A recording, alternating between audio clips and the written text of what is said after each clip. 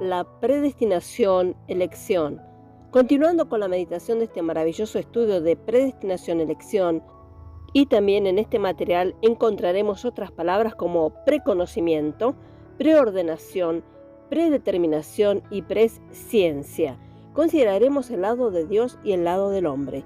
Los hombres temerariamente confunden el proceso de la salvación de Dios con su plan y provisión predeterminados.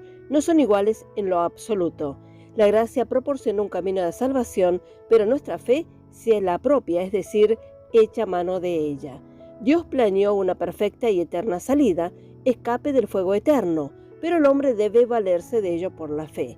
Dios obra todas las cosas según el designio de su propia voluntad. Efesios capítulo 1, verso 11.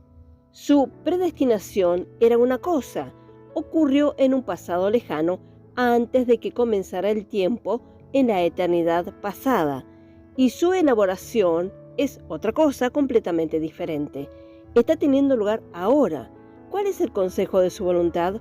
Muchas porciones de las Escrituras brindan respuestas claras. Primero, la voluntad de Dios es salvar a la humanidad. Jesús dijo, el Hijo del Hombre vino a buscar y a salvar lo que se había perdido. Lucas capítulo 19, verso 10. Así, no es la voluntad de vuestro Padre que está en los cielos que se pierda uno de estos pequeños. Mateo capítulo 18, verso 14. Ninguno de los pequeños estaba condenado. El siguiente versículo es claro y enfático. Y esta es la voluntad del Padre, el que me envió, que de todo lo que me diere no pierda yo nada, sino que lo resucite en el día postrero. Juan capítulo 6, verso 39. Pablo dice, según nos escogió en él antes de la fundación del mundo, para que fuésemos santos y sin mancha delante de él. Efesios 1:4. La palabra nosotros es colectiva y expresa una compañía, es decir, una compañía de nuevas criaturas en Jesucristo. Con esto concuerdan las palabras de Jesús, habla de todo y lo que el Padre le había dado. Él agrupa juntos en una sola masa, todo el Padre le dio. ¿Qué puede querer decir con todo y eso, sino una nueva raza, una nueva creación? Luego, en el siguiente versículo, él individualiza diciendo, y esta es la voluntad del que me ha enviado, que todo aquel que ve al Hijo y cree en él, sin excepción alguna, tenga vida eterna y yo le resucitaré en el día postrero. Juan capítulo 6, verso 40.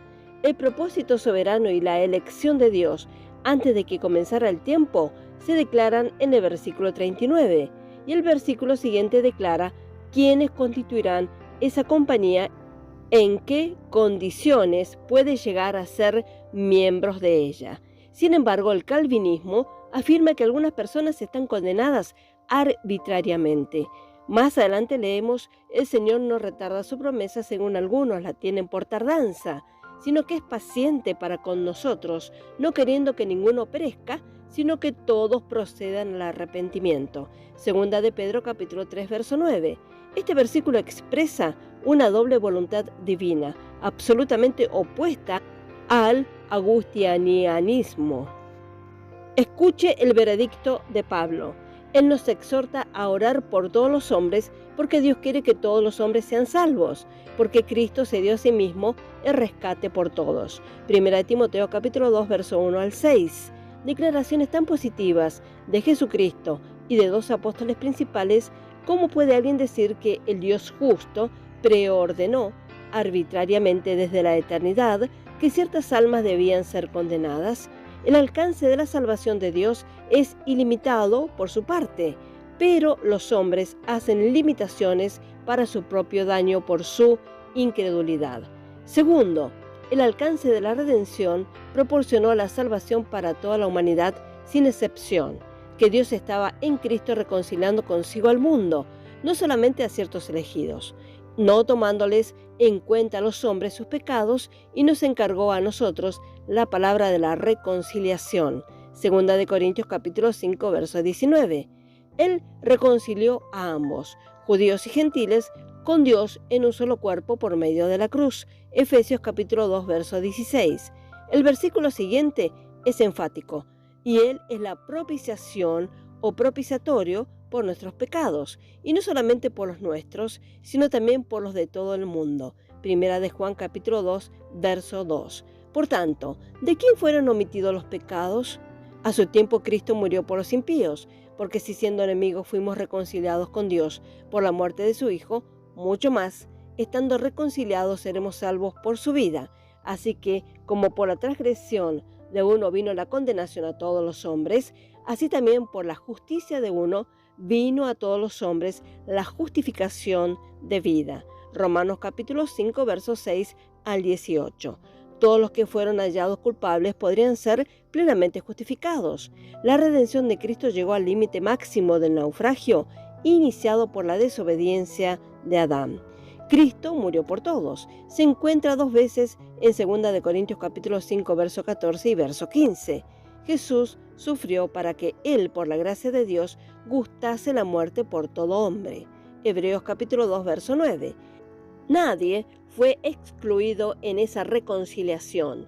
Dios no hace acepción de personas. Hechos capítulo 10, verso 34. El que creyere será salvo, el que no creyere será condenado. Juan capítulo 3, verso 16 y 18.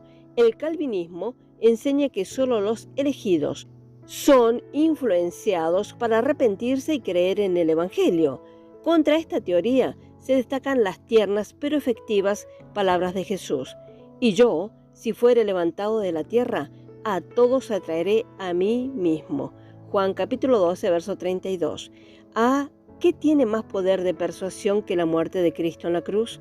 Esto explica Juan capítulo 6, verso 44, que perturba a algunas personas. Ninguno puede venir a mí si el Padre que me envió no lo trajere, y yo le resucitaré en el día postrero. Satanás tiene como objetivo contrarrestar, neutralizar esa atracción de Cristo y tiene éxito en algunas personas. El Espíritu Santo está luchando, tratando con todos los hombres por medio de la influencia atrayente de la cruz de Jesucristo. Tercero, la proposición, quien siempre o quien quiera, es un golpe sorprendente para el calvinismo. Todo aquel que en él cree, esto es Cristo, no se pierda, mas tenga vida eterna. Porque de tal manera amó Dios al mundo que ha dado a su Hijo unigénito, para que todo aquel que en él cree no se pierda, mas tenga vida eterna. Porque Dios no envió a su Hijo al mundo para condenar al mundo, esto es, a la gente que está en el mundo, sino para que el mundo sea salvo por él. Juan capítulo 3, verso 15 al 17. Estamos confrontados con abrumadoras pruebas de la santa voluntad de Dios y del libre albedrío del hombre. Primero, su amor. Dios es amor, el amor es su naturaleza. Su amor templa su justicia en misericordia y gracia. Él no odió y no odia tanto que condena arbitrariamente a ciertas personas, sino que Él amó tanto que dio. Su poder y sabiduría se mostraron en la creación, pero su amor se muestra en la redención. El hombre necesitaba grandemente la misericordia, pero no la merecía en lo más mínimo.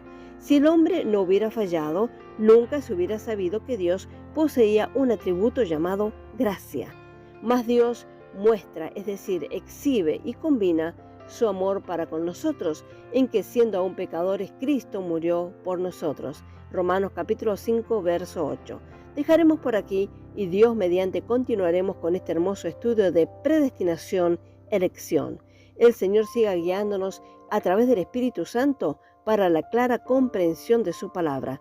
Él los bendiga abundantemente. Amén.